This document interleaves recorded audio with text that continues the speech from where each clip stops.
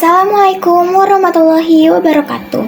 Halo teman-teman semua, apa kabar nih kalian? Balik lagi dengan saya, Keila Kanigara, mahasiswa Universitas Negeri Jakarta, Program Studi Pendidikan Administrasi Perkantoran, Fakultas Ekonomi dan Bisnis dengan NIM 1709625078. Jadi, pada pembelajaran kali ini kita akan membahas secara mendalam mengenai ilmu administrasi. Karena materi ini tuh sangat penting loh teman-teman untuk kehidupan sehari-hari kita. Karena ilmu administrasi itu tidak hanya digunakan di perkantoran, tetapi juga digunakan dalam kehidupan sehari-hari teman-teman. Seperti di sekolah, di kampus, di organisasi, hingga di pemerintahan. Nah, oleh karena itu, pembahasan kali ini itu akan mencakup pengertian ilmu administrasi, administrasi sebagai ilmu, dan seni, administrasi disiplin akademik, dan studi, profesi, serta hubungannya dengan ilmu politik, ekonomi, psikologi, dan juga hukum. Setiap materi akan benar-benar bermanfaat banget buat teman-teman semua. Jadi mari langsung saja kita sama-sama belajar mengenai kedudukan ilmu administrasi ini.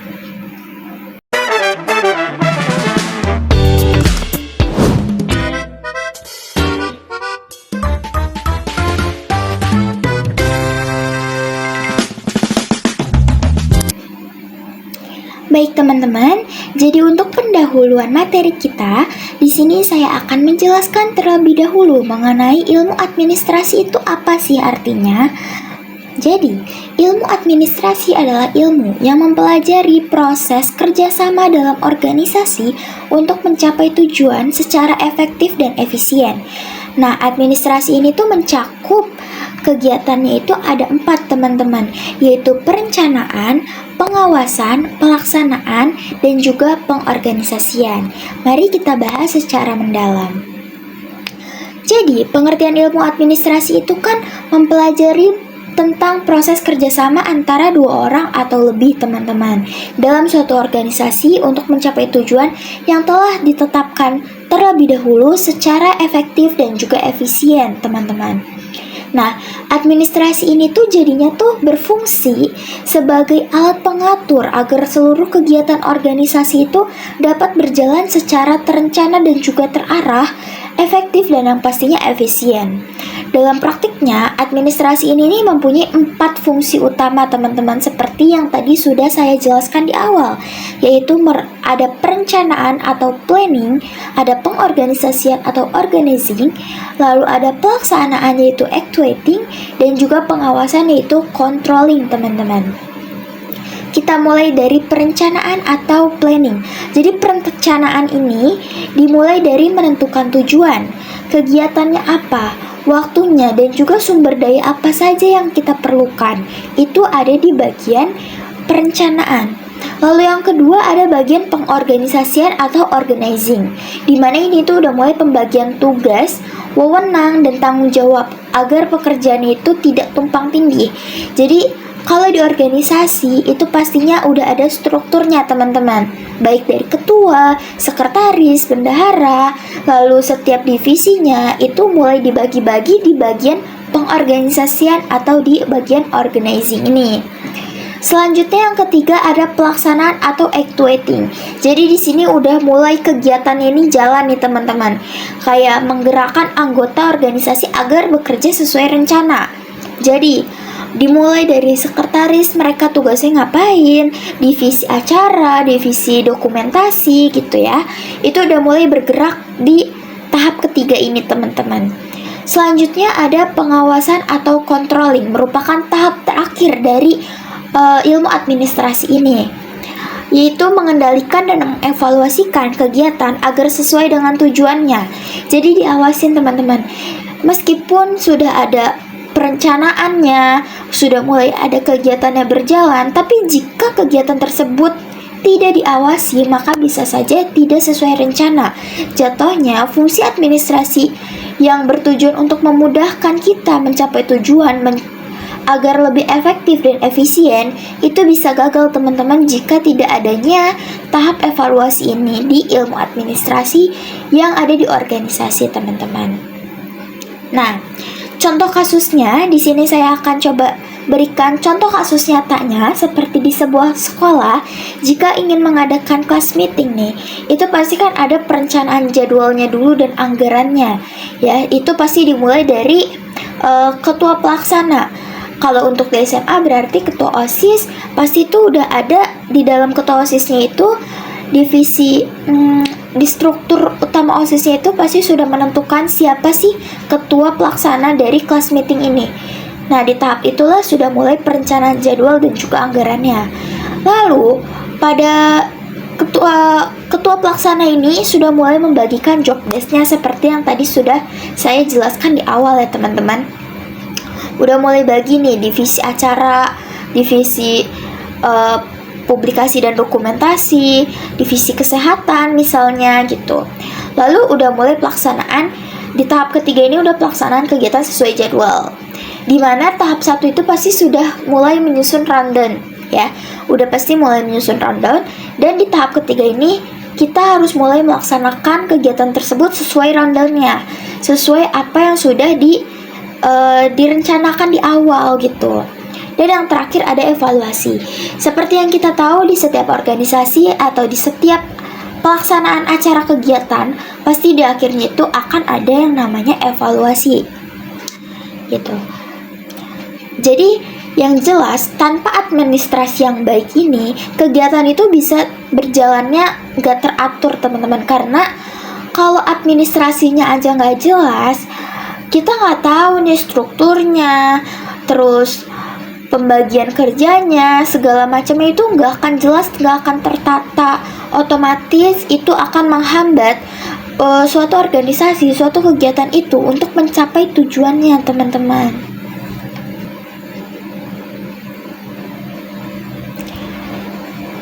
Nah, selanjutnya di sini ada administrasi sebagai seni.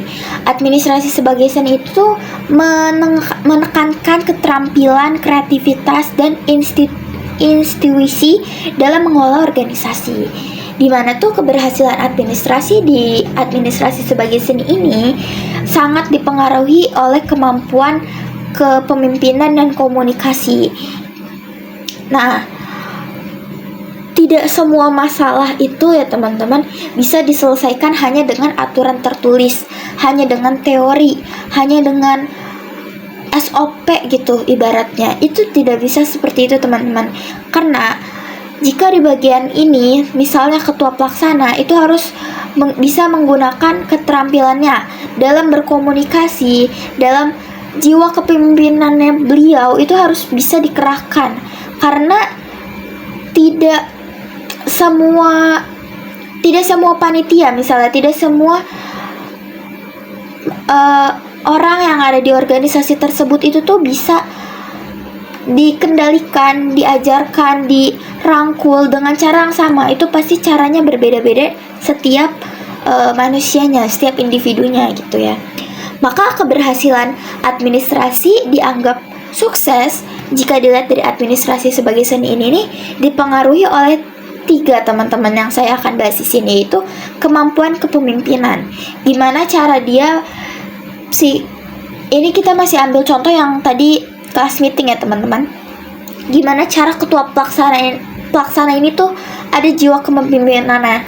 Gimana cara beliau untuk mengatur, dan yang tadi saya sudah jelaskan gimana cara beliau untuk mendekatkan diri kepada setiap panitia agar panitia itu gak hanya terpaku oleh aturan saja, tapi dia itu para panitia ini bisa dirangkul oleh ketua pelaksananya.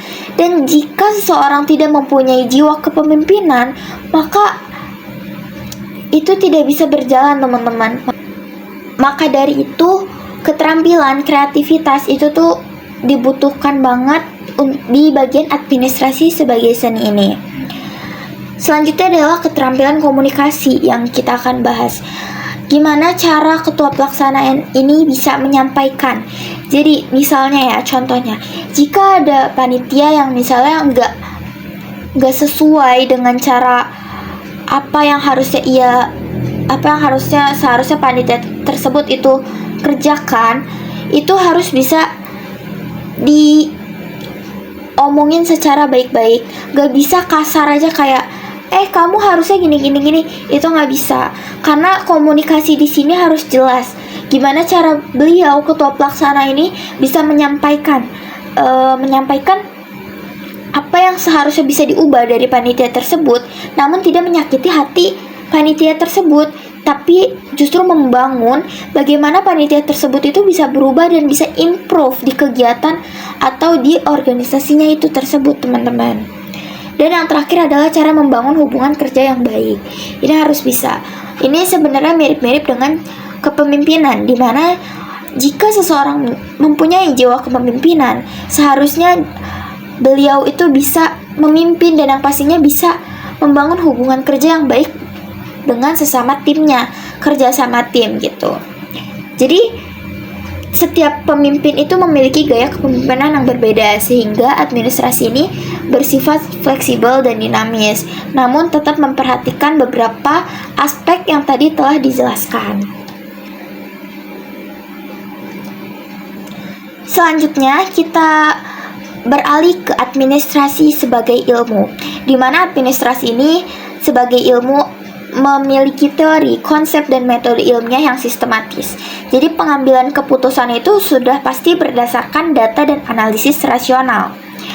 Misalnya, ketika pemimpin mengambil keputusan, kalau yang tadi kan sesuai pendekatan, sesuai karakter dari setiap panitia atau setiap anggota dari suatu organisasi tersebut gitu. Namun jika administrasi sebagai ilmu, berarti di sini tuh ketua harus bisa tegas dalam memberikan misalnya sanksi jika ada anggota dari organisasi tersebut yang tidak menjalankan kewajibannya semestinya gitu. Administrasi sebagai ilmu ini nih, pengambilan keputusannya udah pasti melalui data, fakta, dan juga analisis rasional. Baik, di sini saya akan mengganti contoh kasus dari administrasi sebagai ilmu ini, menambahkan contoh kasus maksudnya. Kalau tadi kan sudah yang tentang class meeting-nya, sekarang kita ganti contoh kasusnya jika kampus itu ingin meningkatkan kualitas pelayanan akademiknya. Pastinya itu membutuhkan 3 aspek jika dilihat dari administrasi sebagai ilmu ini. Yang pertama, kampus harus menyiapkan data-data apa aja keluhan mahasiswa terkait dengan pelayanan akademik yang sudah ada sejak awal gitu. Lalu harus menganalisis waktu pelayanannya itu kapan, dan yang pastinya juga menyusun kebijakan berbasis data, berbasis teori, konsep itu harus difikirkan saat peningkatan kualitas pelayanan akademik di kampus tersebut gitu, teman-teman. Itu jika kita lihat administrasi sebagai ilmu.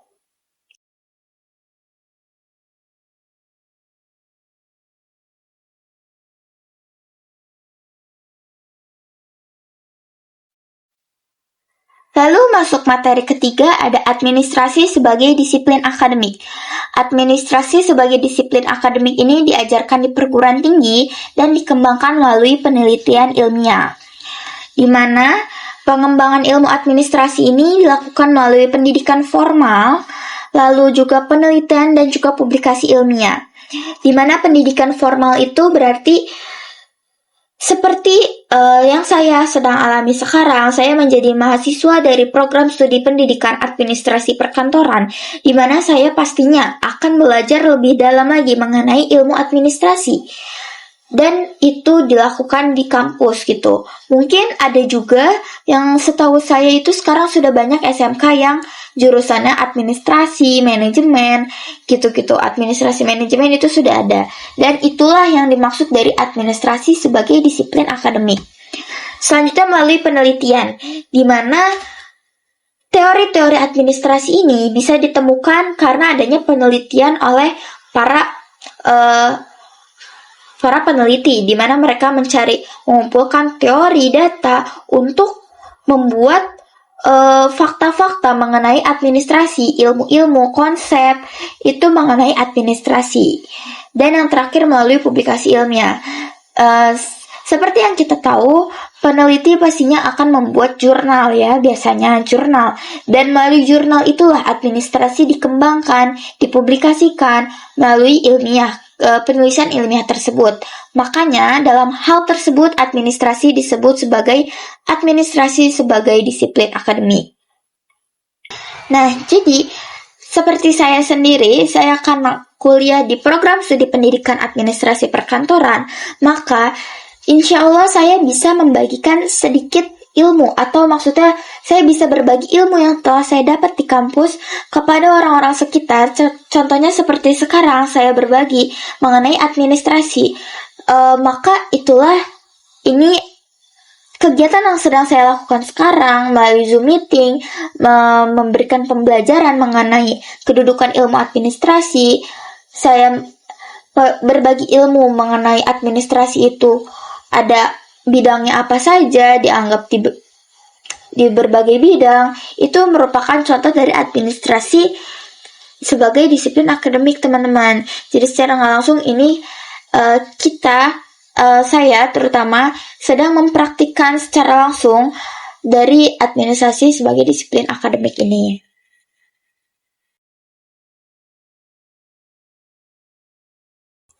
Baik, yang selanjutnya ada administrasi sebagai bidang studi. Administrasi sebagai bidang studi ini mempelajari struktur, proses, dan sistem organisasi baik di sektor publik maupun di sektor swasta. Di mana struktur itu maksudnya struktur organisasinya. Ini dipelajari di administrasi. Maka dari itu administrasi dianggap sebagai bidang studi. Maksudnya bisa dijadikan mata kuliah misalnya ya, seperti yang saya pelajari itu ada administrasi, pengantar ilmu administrasi. Itu artinya administrasi dijadikan sebagai bidang studi. Itu pembelajaran, berarti maknanya adalah apa aja sih yang kita dapat dari mata kuliah tersebut, seperti struktur organisasi, proses kerjanya administrasi, sistem manajemennya gitu. Lalu contoh kasus yang lainnya yang akan saya berikan di sini seperti misalnya di sebuah perusahaan itu pasti terdapat direktur, manajer, supervisor, dan juga staff. Itu ilmu administrasi itu di sini membantu untuk memahami alur kerja agar setiap bagian bekerja sesuai perannya. Tidak tumpang tindih seperti dengan yang ilmu administrasi tadi sudah kita bahas sebelumnya gitu ya. Karena kita sudah mempelajari ilmu administrasi melalui bidang studi gitu, itu maka kita akan memahami apa aja yang ada di administrasi seperti yang sudah tadi saya jelaskan lagi ya, struktur dan segala macamnya.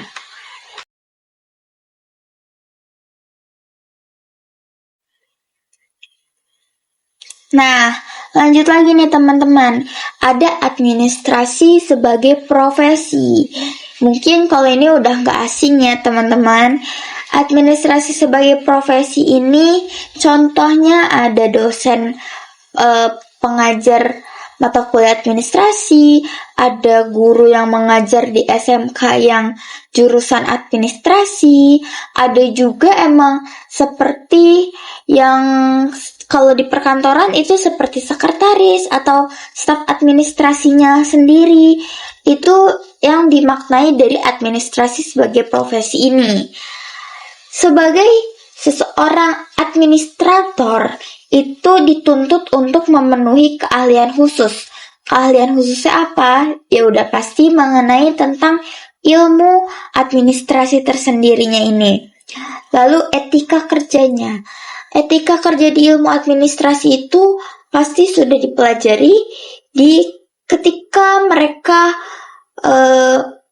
menjalankan pendidikan. Dari misalnya di SMA, di SMK, lalu di kuliahan gitu.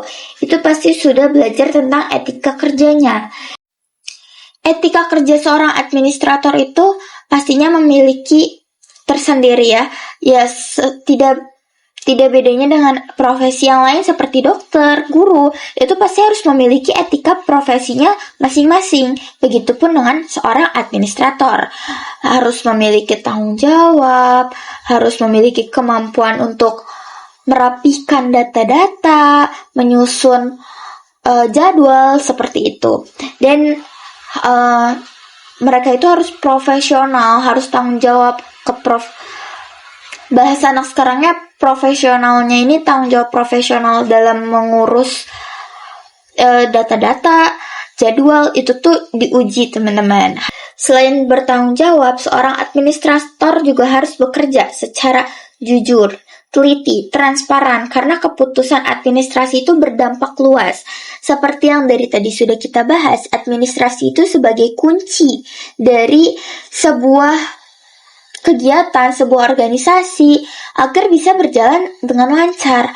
Kalian bayangin, ini contoh aja ya teman-teman. Sekarang gini teman-teman, jika administrasi itu tidak dilakukan dengan teliti, itu pasti akan kacau banget.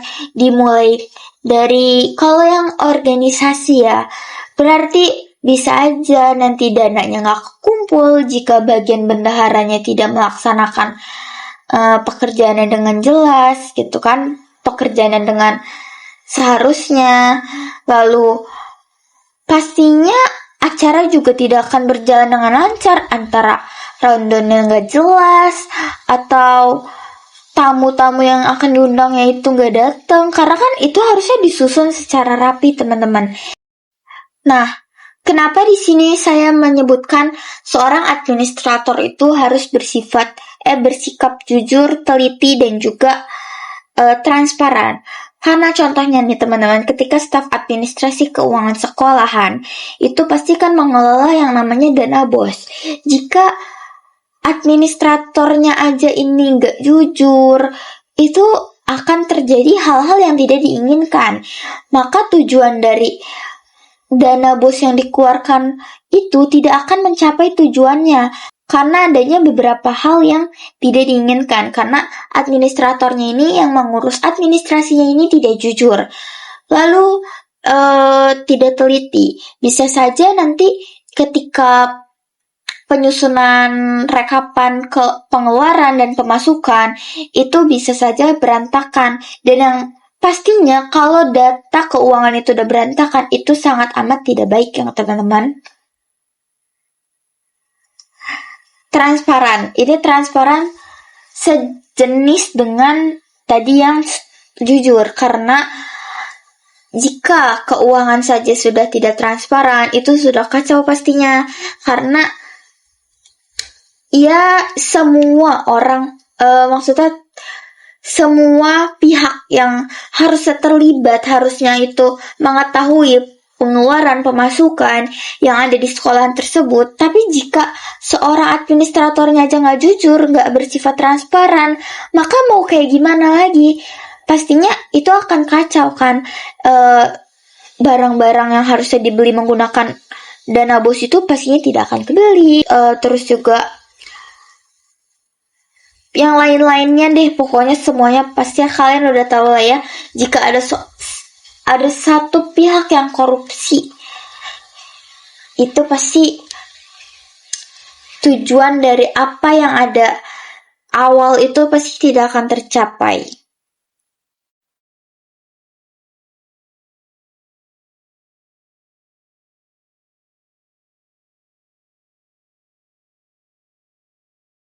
Baik, sekarang kita masuk ke hubungan ilmu administrasi dengan beberapa bidang ilmu. Di sini kita akan membahas 4 bidang ilmu, yaitu politik, ekonomi, psikologi, dan juga hukum. Hubungan ilmu administrasi dengan ilmu politik itu karena administrasi ini berperan dalam melaksanakan kebijakan publik yang ditetapkan melalui proses politik. Seperti misalnya penyaluran bantuan sosial itu membutuhkan administrasi yang baik agar bisa tepat sasarannya kepada siapa yang membutuhkan, masyarakat yang membutuhkan, itu pasti membutuhkan datanya. Ya, jika datanya saja tidak jelas, maka pasti penyaluran bantuan sosialnya itu pun tidak akan tepat sasaran. Yang selanjutnya ada hubungan ilmu administrasi dengan ilmu ekonomi. Administrasi di ilmu ekonomi ini tuh menerapkan prinsip efisiensi dan efektivitas dalam pengelolaan sumber daya. Di mana pastinya contohnya nih ketika sekolah mengatur anggaran terbatas agar renovasi kelas itu tetap optimal.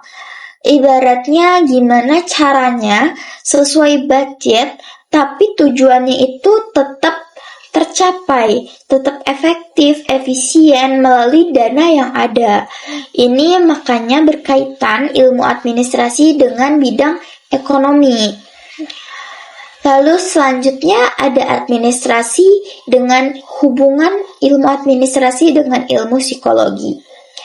Kaitannya itu karena psikologi ini membantu memahami perilaku dan motivasi manusia dalam organisasi. Contohnya, ketika pemimpin meningkatkan motivasi kerja pegawai melalui penghargaan dan komunikasi terbuka. Ini seperti yang tadi sudah kita bahas dalam administrasi sebagai seni, di mana psikologi kreativitas, kemampuan berkomunikasi, kepemimpinan. Seorang pemimpin di sini diuji apakah beliau memiliki peran tersebut, memiliki sikap tersebut atau tidak gitu kan. Karena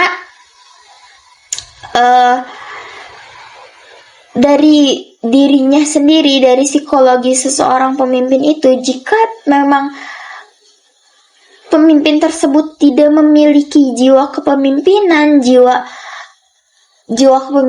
dan juga skill komunikasi dengan baik, maka pastinya beliau tidak bisa memimpin pegawai kerjanya lain, memimpin panitianya, memimpin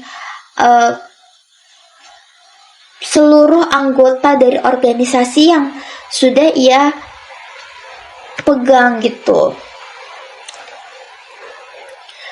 Dan yang terakhir ada administrasi sebagai hubungan ilmu administrasi dengan ilmu hukum. Di mana administrasi ini harus berjalan sesuai hukum agar memiliki kepastian hukum yang jelas. Contohnya, ketika pengangkatan pegawai negeri harus mengikuti peraturan perundang-undangan.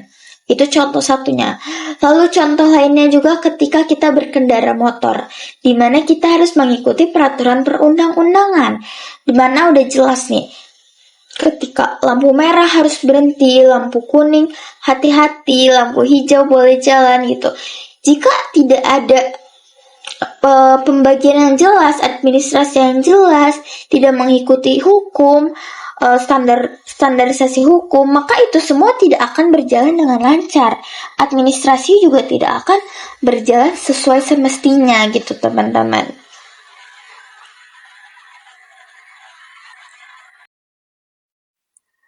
Nah, sudah selesai pembelajaran kita pada hari kali ini ya.